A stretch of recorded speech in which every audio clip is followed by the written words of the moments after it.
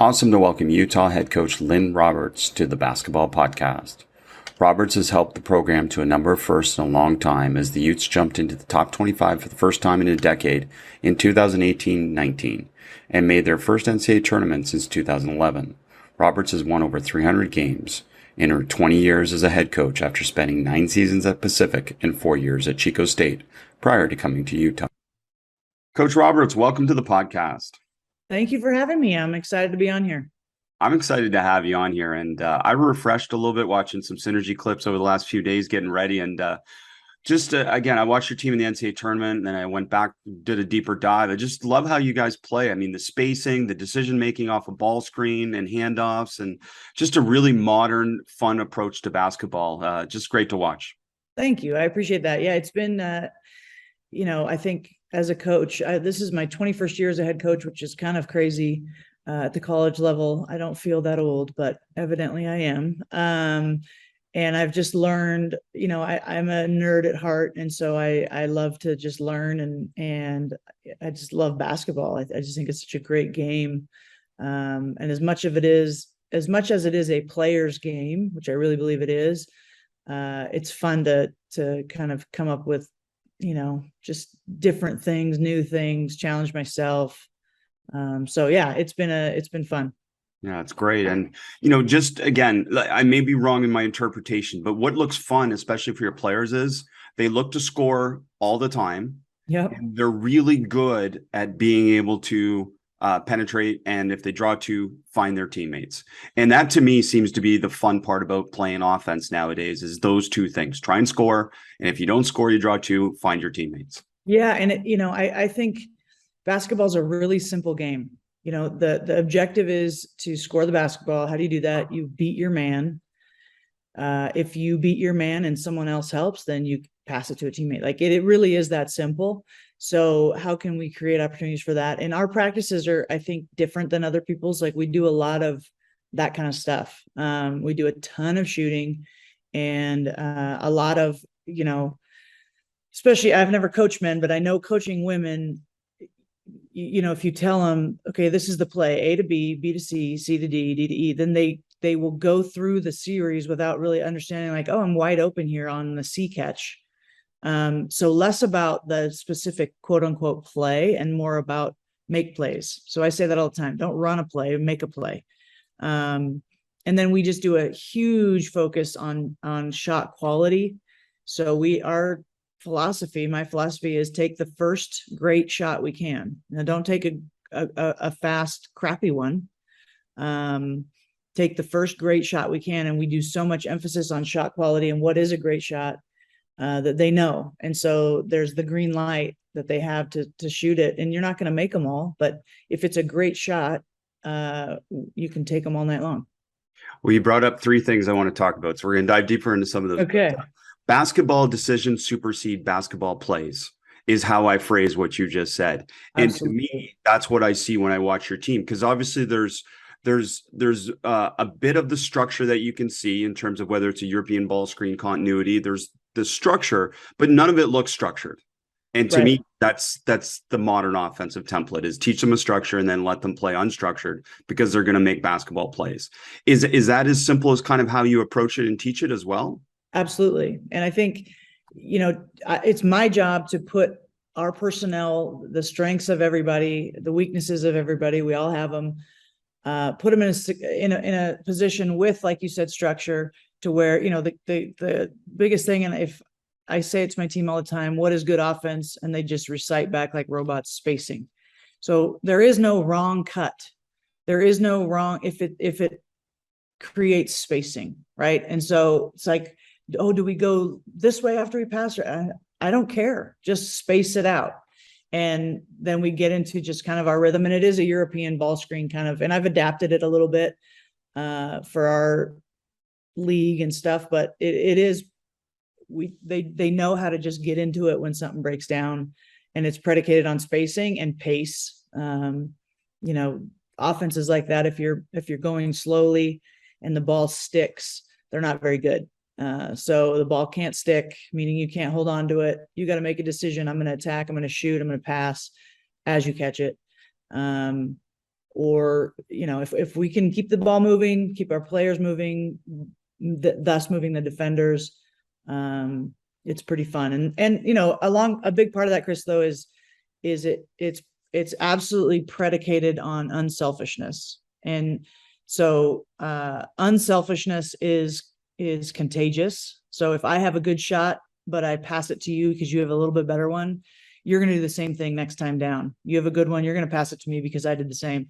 But the inversion of that is true too. If I take that good shot, even though I know you had a good one, a better one, then you're going to do the same thing. So unselfishness is contagious, and so is selfishness. And so we chart all of that in terms of good passes. It doesn't have to be an assist. Is it a good pass?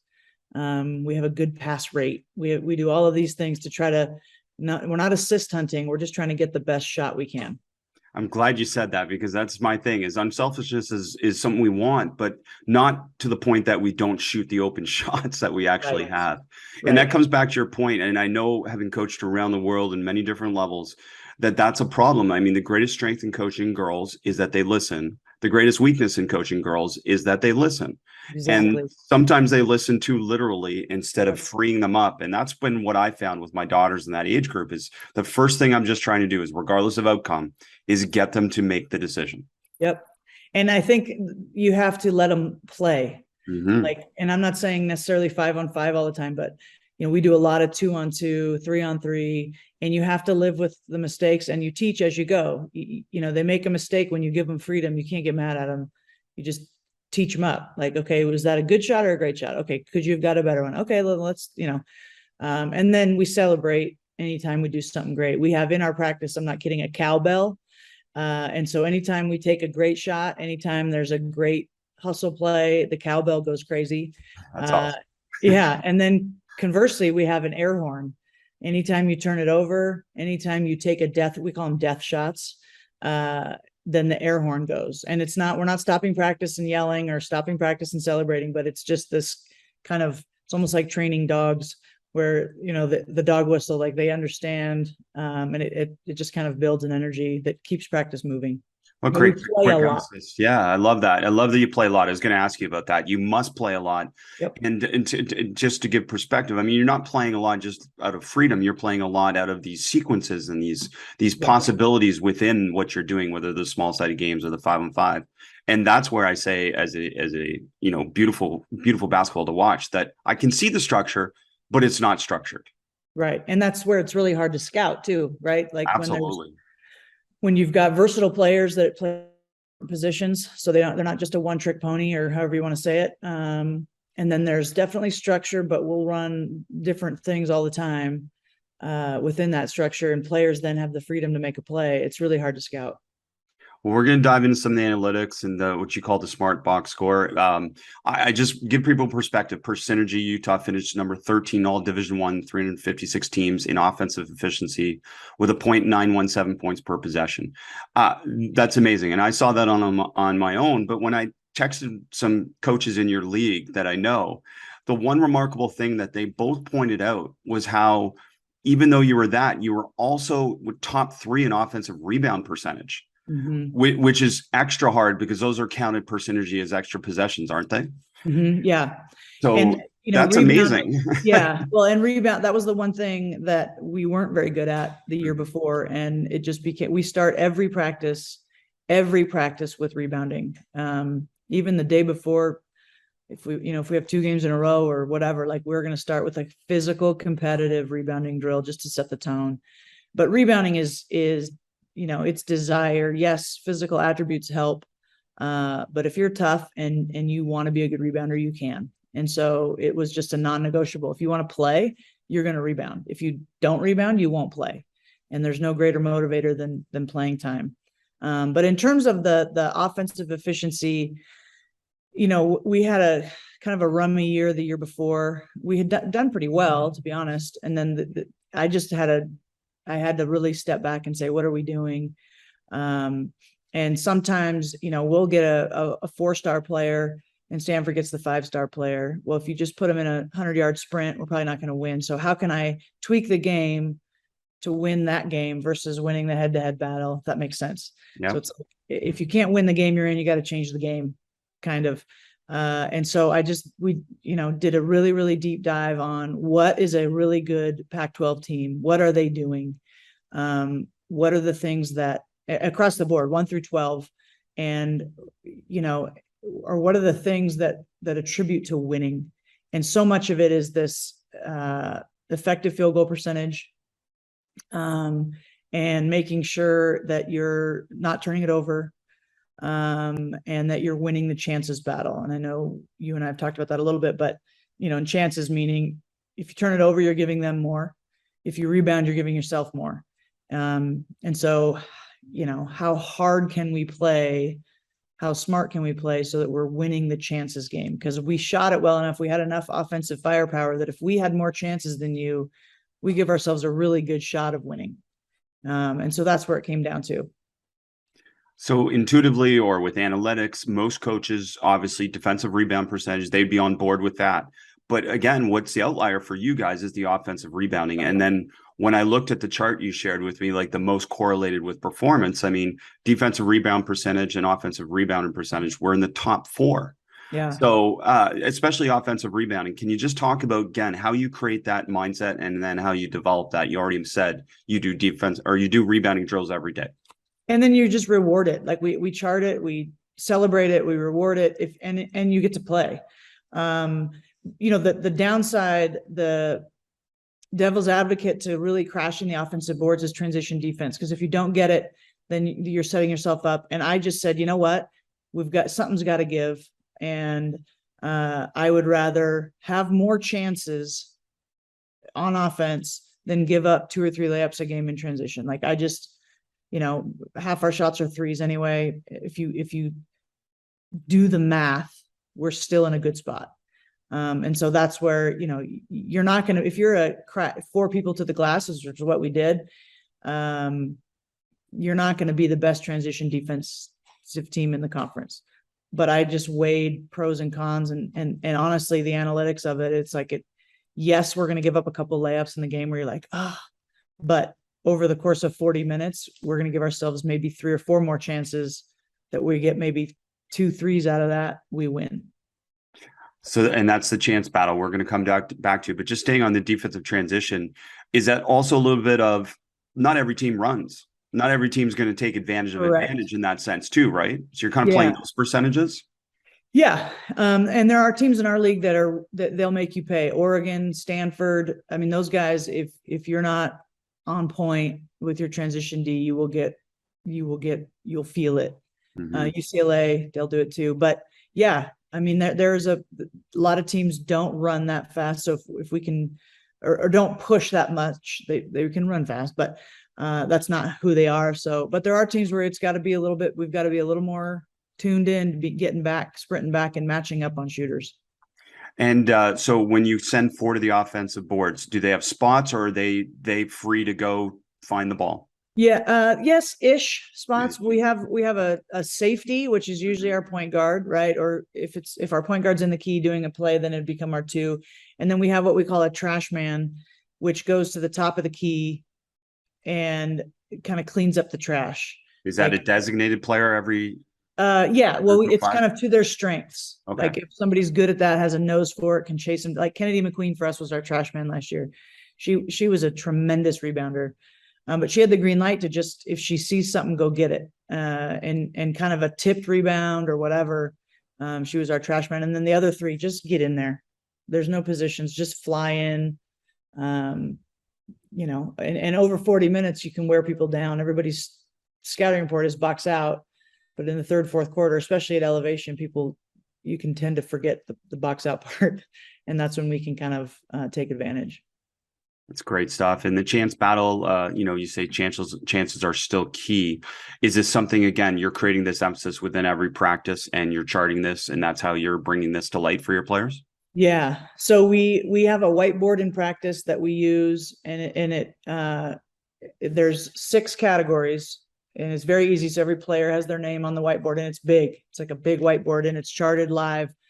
So it's if you take a great shot, which would be a cowbell, you get a tally. If you take a death shot, you get a tally, which is the air horn. And then we have 50-50 loose ball, big time rebounds.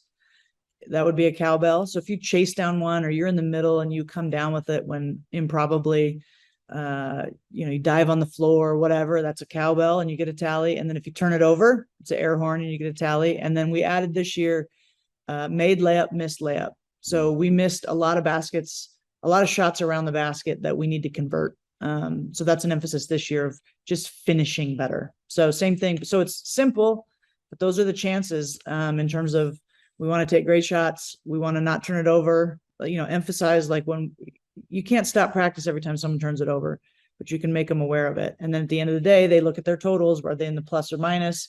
Where we're at as a team? Some days are good, some days aren't, but it's a tangible thing for them to look at and be like, okay, when we're looking at what really matters, what we really chart, where am I at? And then we post that in the locker room at the end of the week. Like, it's consistent. So it's been working. They've bought into it. It worked great this year if you look at your numbers and your percentages. And you referenced death shots. So let's talk about those a little bit. I mean, 3-point shots, and then at the rim, the highest percentage by a large margin. And then specifically you go to catch and shoot, right? As another great shot is a catch and shoot versus shooting off the dribble. And then, of course, runners, which every trainer on Instagram is training runners. And I'm like, runners are the worst shot. They're the worst and the hardest to make. And it's just not a good shot. Even for the best players in the world don't make them consistently, right? And if you're talking about points per shot attempt, they're the lowest. It's like 0.4 or something like that. And so it's just not a good shot. And so we have death shots. So we have our shot chart. And maybe I'm getting ahead, but we don't give our players the normal stat sheet. So they can't look at it and say, oh, I went 4 for 10 and I had 18 points and the deal, and I had free throws. We give them shot quality sheets. And then we have a shot chart, and we have a scale. We created a scale to where it's plus and minus, and there's different things, but they know it. And then we can see after game, we don't meet after games. That's something unique to me, I think. I don't know very many people that don't, but I just learned after games, it's emotional. Games are emotional, whether you win or lose, and nothing productive was done in those post-game meetings.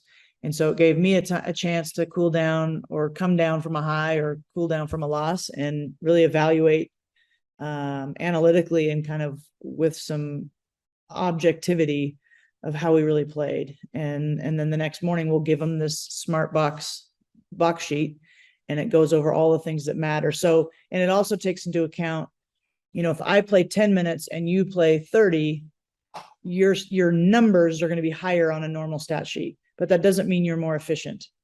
And so we want to value efficiency no matter what your role is. So even if I only played 10, my numbers might be higher than yours because I was more efficient. With all things, rebounds, so we do everything per 40 minutes. What was your efficiency for 40 minutes? What was mine for 40 minutes, even though we played different amount of minutes?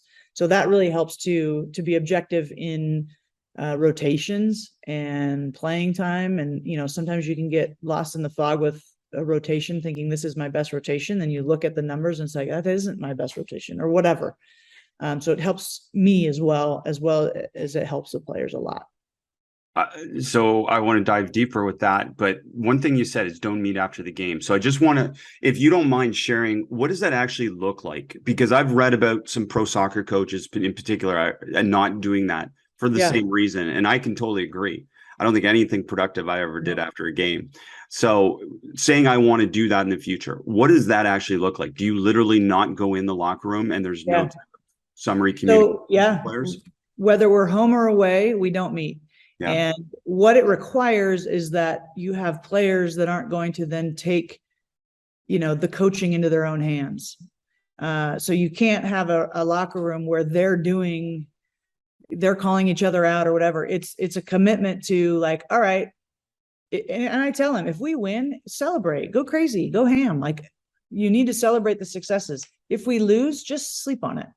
Like, just sleep on it, and then we'll address it tomorrow. And so it requires that, first of all, like, you have to set the table with your players of, here's why we're doing it. Here's the expectation from you. Trust me, it's beneficial. And we don't have a problem with that. But so after the game, honestly, road or home, they're done. At home, we have a little on the court thing. Fans can come down for 15 minutes, sign autographs. It's really fun. Even if you lose, it kind of gives you perspective that like life's going to go on. These people still think we're great. Like it's basketball, even though we're all ticked off. And then that's it. They go do their thing. They go, whatever their post game looks like, they go do it. And then the next morning, whenever we have practice, we practice in the morning. So it might be 9 a.m. or whatever. We come in and we meet, and I hand out the smart box and we go over it. And I'm able to then say to them, what do you guys, win or lose? What do you guys think we did well? What do you guys think we need to get better at? And it's amazing what that time, the emotion, like the space that you give them, they're way more open to discuss. They're way more willing to be like, we could have won by 20. We didn't rotate on defense very well. We didn't rebound very well. We were a little, or we could have lost by 20. We rebounded pretty well. Whatever.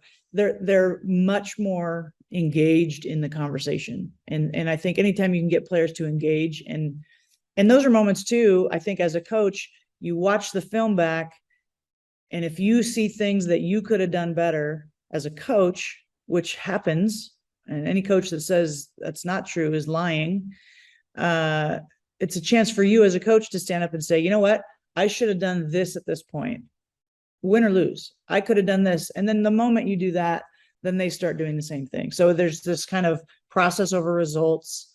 How are we getting better? It's been great. I've done it for a long time now, maybe 10 years. And I'll never go back to meeting after games because I've screwed it up. Where you lose on a last second tip in, and you come in and you get after Chris, who didn't box out. And then you watch and Chris feels like crap already. Chris already knows that we lost. And then you watch the film and Chris did box out. The other kid just made an incredible play, but I can't take back what I've said. So it's just a way to kind of control emotions and just be really a lot more process oriented with the game and evaluating performance. I love it. And it also strikes me again how players don't really want to have a long meeting after games anyways. No. So. And when I was at Pacific, the athletic director there, Ted Leland, he was at Stanford for a long time and just an incredible leader. And he really understood the business and understood coaches. And I really credit him for, being where I am today. He helped me a lot. Just kind of, he coached the coach, but I'm so competitive that I remember one time he pulled me aside and he was like, Lynn, you got to understand, this is what you do for a living. They care just as much as you. They just care in a different way. So you don't need to rub their noses in it. Like they know, and players care. They'll care in a different way than you do because you're getting paid and this is your vocation, but they're still 19, 20. They still have other things going on. They're young, but don't ever think that they don't care. They just might show it in a different way. And you've got to figure, and that really resonated with me of like, yeah, of course they care. Of course they know, like they don't need to be scolded after a loss or after a poor performance. They need to be shown how to be better and encouraged. So it's helped me a lot, just kind of also manage my intensity and competitiveness. I love it. And I think, thank you for sharing this, because I think there's a lot of coaches that feel the same and now have some feeling of empowerment to do it because they've heard someone like you say they do it. So thank you. Of course. Yeah. And going back to the smart box score, because I think this is another thing that I thought when you mentioned this to me, it was like, okay, yes. Because again, we know the traditional box score doesn't give the information that really adds value to your team or your players. So talk to us a little bit how this evolved and then maybe give us a brief overview.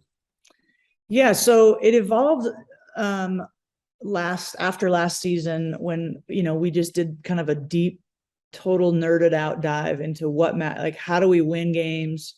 The Pac-12 is so competitive and the coaching is unbelievable. It's just elite. And then, you're playing every night against the WNBA pick. Like there's just, it's razor thin, what makes a great team, what makes a good team. Like, it's just, there is no, unlike some other leagues, the team that might finish 12th in the Pac-12 is still really good and hard to beat. And so, okay, how do we win the games we're supposed to win? How are we, and give ourselves a shot to win the games that maybe we shouldn't win or aren't favorite to win. And so that was the impetus for it. That's where it started. and we did a deep dive into what makes the teams great. And again, it comes down to the things I talked about in terms of chances. Like, you think like, oh, free throws really aren't a variable in winning, which surprised me. I thought that would be a big one. The pace of play, it doesn't really matter whether you play faster. Before you go on, talk to us about the free throws first and then pace of play, because those both stood out to me too. Right. Well, and that was surprising. I would have, I would have predicted differently. And so for those of you that are listening, there was like kind of 10 indicators, and we really evaluated across the 12 teams, ourselves included, kind of what are the things that, in terms of effective offense, effective defense, that factor into winning and losing. And the amount of free throws that you shot, the amount of free throws that you made, I think it was 9th out of 10th in value. And then pace of play, which I would have thought mattered, it really doesn't, because it kind of waters itself out with turnovers and shot. Like it really isn't. You can play fast and win, but you can also play slow and win. That's the bottom line. You can shoot a lot of free throws and win. You can shoot not very many and win. So that, but the top of the list is, if you're not a good defensive rebounding team, you're not going to win in the Pac-12. If you're not a good offensive rebounding team, you're not going to win in the Pac-12. If you're not a good shooting team in terms of effective field goal percentage, taking into account 3s and 2s, free throws, you're not going to win. So those are the things that we thought, okay, so we figured out what the top 3 or 4 are. Okay, we're going to hone in on those things. And that's what the smart box, that was kind of the creation of the smart box. So we created our own kind of shot quality chart. Again, not talking with kids about, did you make or miss it? Because you're capable of making and missing. Did you take a great shot? If you did, then you're going to get credit for that on the sheet. If you took a death shot and made it, it's still a death shot. And what is a death shot? It's the lowest percentage shots in basketball across the board. NBA, WNBA, college men, college women, it's universal. So don't take them. Now, if there's 2 seconds left on the shot clock, don't turn it over, take that shot. But we don't want to take those unless it's Mayday situation, we got to take a shot. And so we value all of that. And so they get a numeric value. The highest you can get is 5, the lowest you can get is 0 on any shot. And so through the course of the game, you'll get a shot chart, you'll get a shot quality value. And then as a team, we'll get a shot quality value. And then we also do the same for our opponents. And I'm not kidding you, it is almost to every game, if we had a higher shot quality number than our opponent, we won. And I mean, that kind of just speaks to it. And it's not, oh, you made more shots. It's the shots we took. It doesn't mean the other team didn't score. It's the quality of shots they took, the quality of shots we took. So we chart that. Then it comes down to the chances. So we chart rebounding, and we call it kind of rebounding 50-50. So you could chase down a rebound like crazy and not come up with it. You're still going to get rewarded for that. You dive on the floor. So it's not just, because if you're 6'6" and you're the center and you don't take off in transition, you're going to get more defensive rebounds. So again, it's not just the number of rebounds, it's the number of pursuits. And it's, the 50-50 stuff where it's like, it could be anybody's ball, whether it's a loose ball, a scramble. If you're engaged in that, you're going to get rewarded, because again, it comes down to chances. And then we have turnovers. So same thing, charting that. And then instead of assists, we chart good passes. So a good pass might be, I pass to you, you pass to the person who makes the shot, rather than me trying to thread the needle and skip it. I'm going to get credit for that. So are you. I'm trying to think what else is on there. I don't have it in front of me, but so it's basically those things. And then, but it's per 40 minutes. Again, going back to what I said about it negates, you played more than me, so your numbers are higher.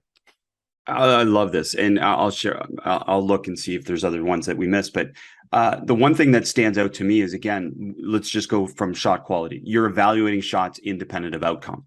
Correct. And you're evaluating rebounds independent of outcome. Correct. And to a certain extent, passes independent of outcome as well. Obviously, one of the outcomes could be turnover, which is bad. But that idea, right? Yes. And everything that I say it every day, it's process over results. It's process over results. We have to continue to get better. We have to, people say, trust the process. So what does that really mean? I don't even know what that means. It's just, we're going to be about process. So if we did everything we were supposed to do and we lost, that's okay. Like, you're not going to, sometimes teams are better than you, or sometimes you don't, they play out of their heads, or, things happen that are outside of your control. Right. But we can control our process and our focus. And I think last year's a testament to, if we really do focus on these processes and this kind of stuff, and we got total buy-in from them too, because they started to see the results, then the score takes care of itself. Like, it will be what it'll be, but we are getting better. Yeah, you're not trusting the process. I agree with that. You're putting the process to action and showing them how it connects both in practice and games to obviously outcome. And you don't totally control the outcome, but we're more likely to be successful if we take care of these things. Exactly. Yeah. You said it much better than me. Well, I had time to think about it. I mean, I removed emotion from it, Coach. So we're all good. Okay, good. Okay, I want to talk about the passing one. This is great. So talk to us then. I mean, you gave the obvious one, kind of the Gretzky assist, the pass that leads to the pass. What are some other positive passing results? I think, and it doesn't have to lead to a basket. And we're not just, every time they pass around the horn, it's not a good pass. But if you have a decision to throw it into the post or make the easy decision, which is a little more challenging, that skill is declining, and you make a great pass and she botches the catch, or misses or whatever, that's still it's the decision to do the right thing. I think so much of turnovers is kids trying to do too much. Like, don't, like, let the game, let the spacing, let the movement create shots. You don't have to create a shot for somebody else every time you touch it, or for yourself. Well, you're rewarding the person that draws too, right? And kicks it. And it may not lead directly to the shot, but that's a great example that we brought up earlier. So it's the decision you're making. Like, am I making the right decision with what I did with the ball? And if it's a good pass, sometimes it can be an assist, like, oh, great decision, and that happened to be an assist. Or sometimes it's like, great decision to just get rid of it here and not try to do too much. Another good pass. Turnovers are all turnovers bad turnovers? Yes. Okay. So then how are we evaluating the turnover relative to the passer or relative to the catcher? Or sometimes it's one, sometimes it's the other? Both. Yes, exactly. Oh, okay. But yeah, turnovers are bad. They're the bane of my existence. And, I've evolved in that. I used to say, well, we play fast, so turnovers going to happen, which is, you have more possessions, there's going to be more opportunities for turnovers. However, we don't want to be okay with turning it over. And we're talking about turnover percentage anyways. We're not talking about the total number, right? It's relative to correct per 100 possessions. Yeah. So that's kind of what that's how effective, efficiency is rated, is over 100 possessions. So turnovers are bad. And we figured, I think it's on that sheet I sent you, but if 14%, and that's about the average in the Pac-12 of the teams that win, it's about 14.6%, I think. And so our goal is always to get, we want the number of turnover, the percentage value. So again, it's not, let's have 12 or less. Well, you might have 40 possessions and 12's way too many. You might have 100 possessions and 12 is, really good. So we want it to be 14% or less of our possessions or turnovers, which sounds like a lot, but that's kind of the median in our league of good teams. So talk to me, because this is up my wheelhouse too. We both love decision making, clearly. So talk to me then. How about you? How do you develop this freedom in decision making and still reinforce the reality of we don't want to turn it over? Because again, sometimes when you're making some of the passes your players throw could be described as others as brave passes. Yeah. They jump, they leave their feet, or they're wrapping around someone to throw it to someone in space. And usually almost every time I saw it, it was the right decision. So how do you develop that? That's a great question and a great point, because you want to, it sounds counterintuitive, like play free, but don't turn it over. Like, that's like, I don't know how to do it. It's like, but I think it comes down again to process. So, and not just in terms of, it sounds good to say, but we're playing all the time. We're doing live stuff all the time. And again, 1-on-1, 2-on-2, 3-on-3, 4-on-4, we're working on different things. It might be dribble handoffs, it might be high ball screens, but then once we go through the action that we're working on, they're finishing the play. They're working on it. So I say all the time, like, learn what you're able to do. Learn, like, okay, Chris, you over dribbled there. That's one dribble too many for you. So next time, just one less dribble, then kick it out. Like, but then the process part of the reminders is every time they turn it over, there's an air horn, and that's not fun, right? And so there's kind of it's a push and pull of learning in practice what you're capable of doing. And it's not perfect, right? Like, but my role in it is that I have to teach rather than discipline. So teach through practice, through live play. Everything's easy 5-on-0. I mean, if you're turning it over in 5-on-0, you're gonna be in trouble. But you got to learn how to play with defense and with reacting, because the defense isn't going to do what the play wants you to do anyways sometimes, right? So they've got to learn how to read and react, and then just through practice. And it's as simple as giving them a cowbell when they make a great play. Like, it isn't, and when they turn it over, they get an air horn. It's not like, get on the line. We don't have to do that. We got to reinforce this point, coach, because I've been talking to so many coaches about that they spend, when I evaluate a practice or watch a practice, you spend way too much time on consequences, and it takes away from actually them playing basketball, which is when they're actually learning and getting better. Yep. And and this happened yesterday when we had a workout. I got on them because a couple of our freshmen weren't playing as hard as we expect. And I told them, the only thing that will make me lose my mind is if you don't give full effort. I can handle any mistake you make, but if you're not going to give me full effort, you are not going to make it. Like, you're going to sit by me the whole game and be frustrated. So I think if they're going as hard as they can, you're teaching. Each kid is different too. Some kids are great at passing, some aren't. Some are great at attacking, some aren't. Like, it's not, one size fits all in terms of what you're teaching. But then if you're rewarding the success and reminding of, like, hey, we don't want that. I mean, it sounds so silly, but it really is just an air horn. I love it. And then we have the whiteboard. It's an acknowledgement, right? And they know it. They know what it means. But practice doesn't stop. Yeah. But practice doesn't stop. Now, this doesn't happen, but if they were just being careless with it and not giving a crap about, just throwing the balls, throwing off the walls, then we might run like, get on the line. But I don't know that I had to do that one time last year, to be honest. So, we have good kids that bought into it, to make it effective. It always struck me is that players are not trying to miss shots, and they're not trying to turn the ball over. So if you come back to that as a coach and constantly think in those terms, it's like they're not trying to do that. Right. It's just something that happened. And we learn that as we get older in coaching. Like, I love listening, at games when people are like, make your free throws. Like, I don't think they're trying to miss. No, right? They are not. Don't turn it over. Well, why did they turn it over? Let's say maybe don't over dribble, or see the weak side help, or whatever. I've gotten better at that, because I think I was guilty of screaming, make your free throws. But that's, to be honest, why we've added to our whiteboard and to the chances thing of made layups and missed layups. Like, those are contagious. I tell you, when teams start missing shots around the rim in women's basketball, everyone starts missing them. Conversely, if you start making them, the rim just gets bigger. So we're going to make an emphasis on just finishing. If we get a shot at the rim, we gotta convert those at a high tick. Not to get into the fan thing too much, but I do wish fans listen to the podcast like this, for example. And because I think the brilliance of what you're sharing, and so many coaches, we've been so grateful on this podcast, have just normalized things. Yeah. Whereas I think fans and media, they don't understand what's normal. Right.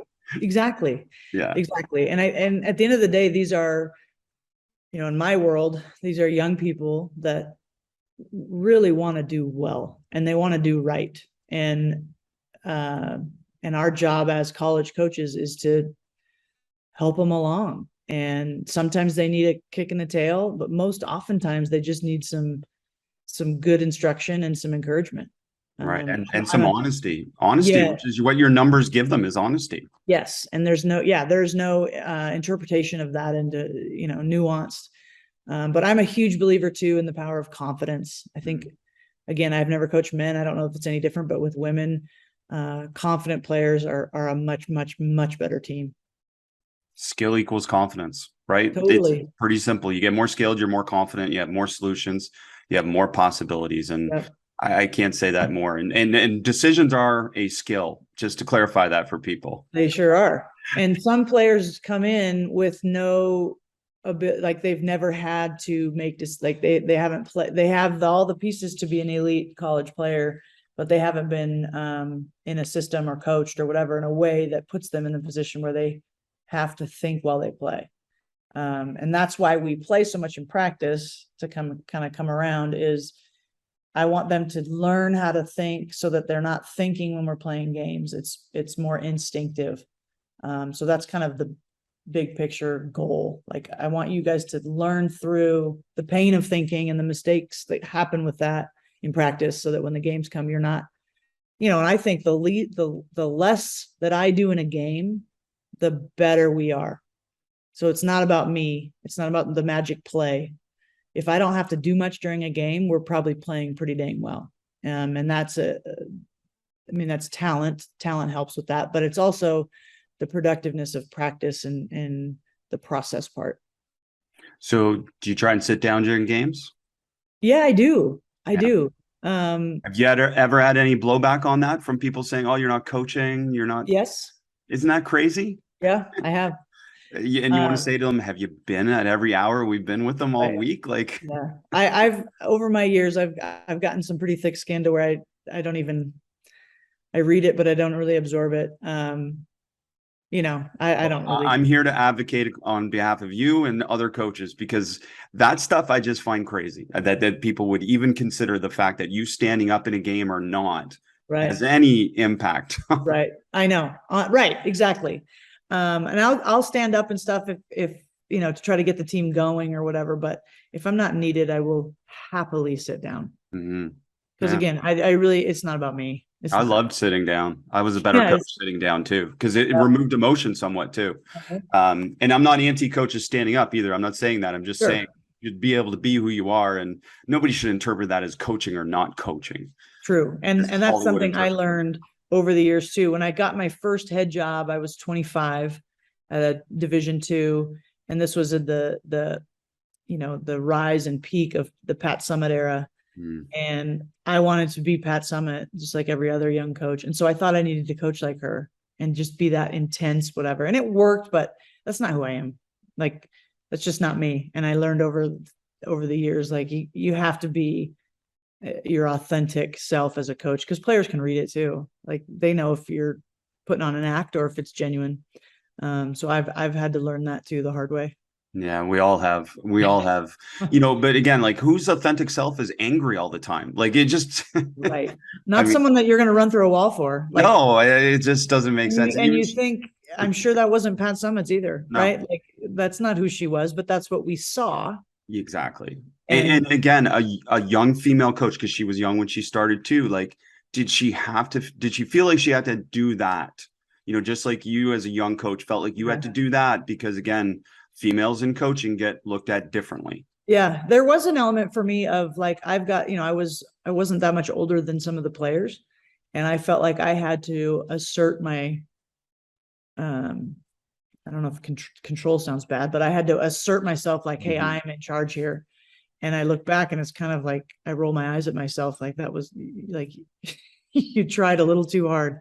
But I think, and I think to your point too, women don't get the benefit of the doubt in this profession, especially the young ones. And even now I'll get emails from gentlemen that because I coach women and because I am a woman, they know more. And they very well might, but it's kind of, there's no way they're doing that to the men's coach in my equivalent position. There's no way. That's crazy. I just don't get that. And again, we've had so many great female coaches on this podcast. And that's one thing I would say is that they all seem like they're coaching their authentic self. Yeah. And that to me is awesome. And, that should be the way it is for everyone from youth level on up. So, yeah, I agree.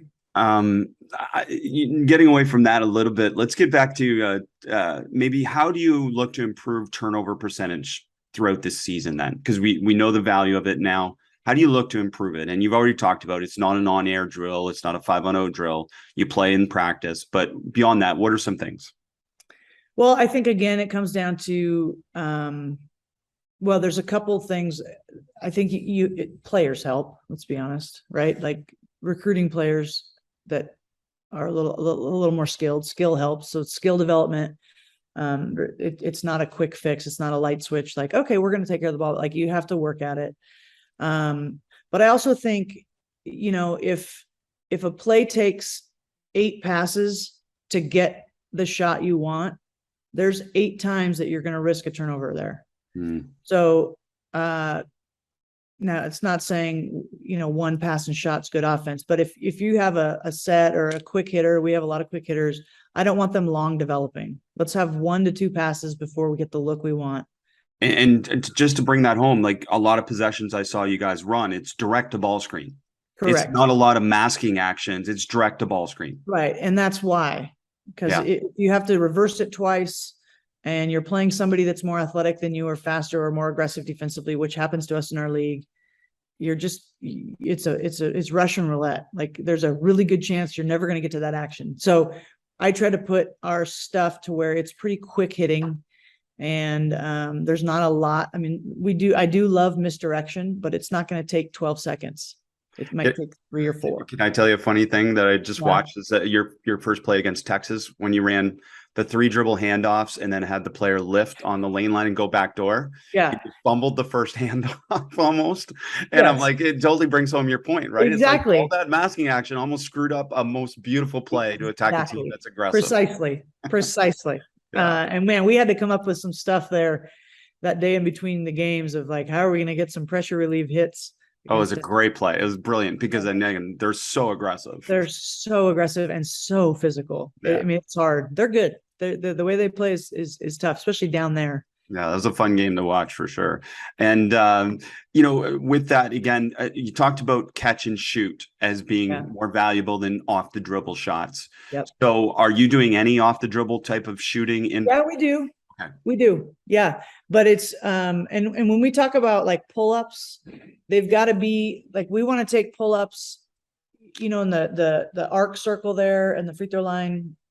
We want pull-ups like in that zone. Mm-hmm. I mean, again, I'm going to sound like a dork, but if you look at, it's just with the rim and the backboard, it has more of a chance to fall in. You can miss and still make it, more so that if it's at a 45-degree angle, and for sure short corner, those are terrible shots from mid-range. So when we do work on the pull-ups off the dribble, that's where we do it, is in that zone. So coming off a ball screen, if you can get to there and get your feet under you and you're open, then that's a great shot. Yeah. Now we'll do off the dribble threes as well. Catch, shot fake, pull dribble one way or the other. So we'll do a lot of that. But the catch and shoot reset to get the 3 kind of off. Yep. We do a lot of that. We did that yesterday. There's a 2-minute shooting drill where they get about, 100 threes in where they're in their gas, but it's all footwork threes. So we'll do a lot of that. But the kick out, catch and shoot 3 is the best 3 to get. Mm-hmm. And the challenge for me a little bit is like, I understand this and I believe this exactly what you're saying. And for me, shooting off the dribble, say going between your legs and shooting it, is great for developing rhythm of players. So developing their rhythm on the lift of the ball and the consistency of one motion. But, you're doing that at the same time, like for my 11-year-old daughter, like we're doing that. But at the same time, I'm going, I don't want you to ever shoot this shot in a game, but it's like, this is helping you understand your rhythm when you do catch and shoot.